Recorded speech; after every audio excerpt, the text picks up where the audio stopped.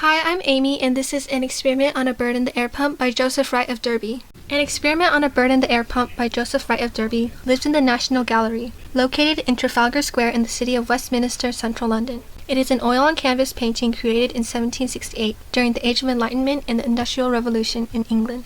Joseph Wright was born on September 3, 1734, in Derby, Derbyshire, England, the heart of the First Industrial Revolution, which occurred from about 1760 to 1840. Derby was the home of Britain's first water-powered silk mill in 1717, brought from Italy to England by John Loam, and Derbyshire was the birthplace of the Industrial Revolution in 1771, when the English inventor Richard Arkwright developed the world's first water-powered cotton mill in Cromford. It was also home to the Derby Canal, constructed in 1796, and the Derby Railway Station, which was built in 1839 and is still in service today. Wright also came in close contact with pioneering industrialists like those of the Lunar Society. The Lunar Society was a group of prominent industrialists, scientists, and intellectuals, so called because they would hold meetings under the full moon, which made traveling easier in the absence of street lighting. Although not an official member himself, Wright was friends with members such as Erasmus Darwin, grandfather of Charles Darwin and Wright's doctor, and John Whitehurst, a clockmaker and scientist. Wright painted both landscapes and portraits, but he is best known for his candlelit paintings, of which An Experiment on a Bird in the Air Pump is the largest, at 183 centimeters by 244 centimeters, or about 6 feet by 8 feet. The painting depicts a scene of a scientist performing an experiment on a bird in an air pump to demonstrate the effects of increased air pressure. In this case, they would be observing the bird slowly dying from air deprivation, because at the time it wasn't known that you need oxygen to survive. The discovery of oxygen would not be until Joseph Priestley's mouse in a bell jar experiment in 1774. An air pump, then also known as a pneumatic engine and today as a vacuum pump, is a device that draws gas out of a sealed container, leaving behind a partial vacuum. It was invented in 1650 by Otto von Guericke. In 1659, Robert Boyle, a natural philosopher, improved on the design, and his air pump was used in many experiments of this kind.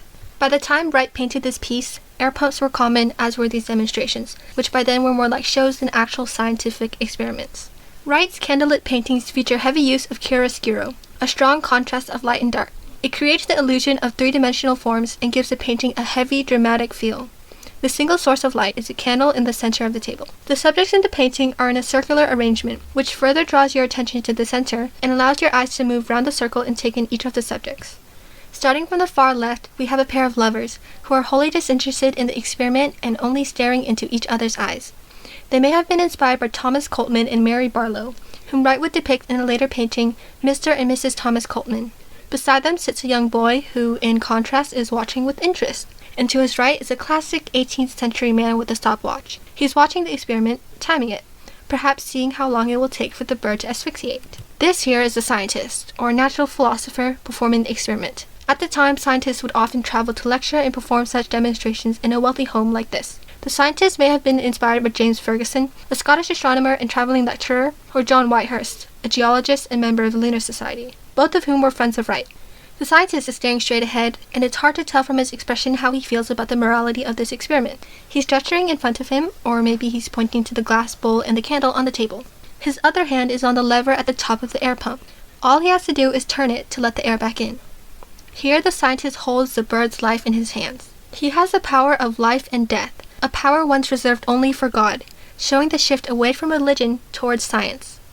The bird in this painting is a gray cockatiel, at the time a rare bird that was unlikely to be ever used in such experiments as this. Most demonstrators would use more common birds such as thrushes, blackbirds, or sparrows, if they were to even use animals at all. Wright possibly chose to depict a cockatiel to further dramatize the scene and emphasize the immorality of the experiment. The bird's bright plumage also makes it stand out against the dark background. These two girls are the most brightly lit subjects in the scene. They're probably sisters, and neither of them seem to enjoy the experiment.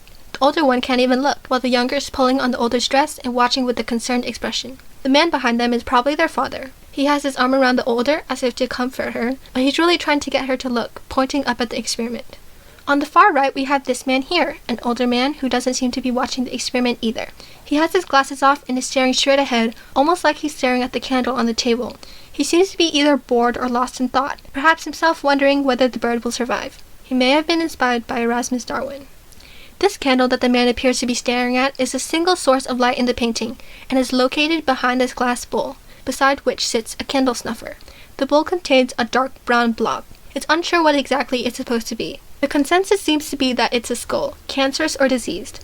This, as well as the candle itself, might suggest the passing of time and the inevitability of death, perhaps the fate of the burdened experiment. However, it may in fact be the lung, or maybe lungs, of some sort of animal. That stick with the distorted reflection in the glass may be used to inflate the lung, as in some experiments, air-filled bladders were used instead of live animals to be humane.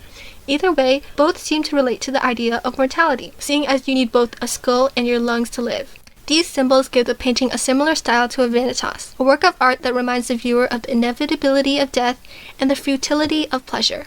Also on the table is a small pair of Magdeburg hemispheres, which were originally used to demonstrate the force of atmospheric pressure. Putting the two halves together and sucking out the air created a vacuum inside that made it very difficult to pull them apart. The original experiment was designed by Otto von Guericke to demonstrate his air pump, which was used to create the vacuum inside the sphere. The two hemispheres couldn't even be pulled apart by a team of horses. To its left is another glass vessel, smaller, filled with liquid and containing something that is probably a feathered goose quill, which would function as a straw. Applying positive pressure, forcing air into the straw, would create bubbles, and negative pressure, sucking up air, would cause the atmospheric pressure to push the liquid up into the straw. In front of the younger girl is the cork of the glass bottle. Corking the bottle, putting it in the air pump, and sucking out the air would cause the cork to pop out of the bottle. Yet another demonstration of the force of air pressure.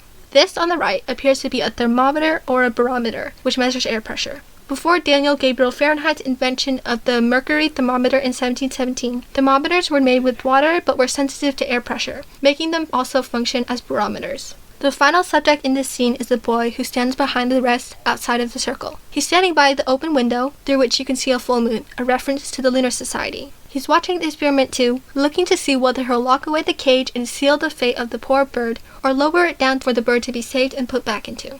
Today, An Experiment on a Bird in the Air Pump is one of Wright's most famous paintings. It captures a moment between life and death, and is a peek into life during the Industrial Revolution.